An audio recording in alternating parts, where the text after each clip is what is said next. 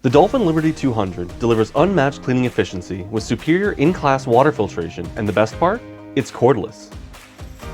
Included in the box is the robot itself, a charging cord, retrieval hook, and a quick start guide. The robot is top access, which means that the filter basket can be removed, cleaned, and replaced using a door located on the Liberty's top.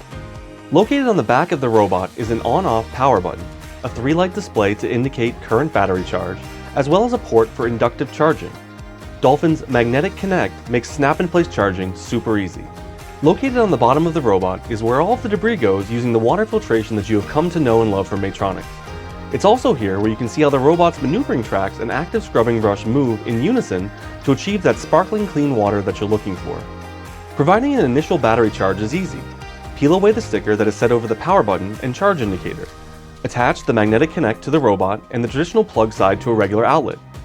The indicator should light up and let you know that the robot is charging.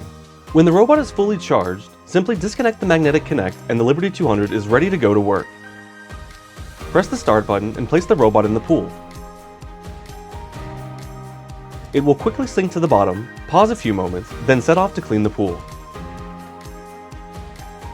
Its lightweight design makes for precision maneuverability and expert handling, tackling pool walls, floors, alcoves, sun shelves, and anything in between is a cinch. Whatever the pool size, shape, or surface may be, the Liberty 200 provides an exceptionally clean pool in no time at all.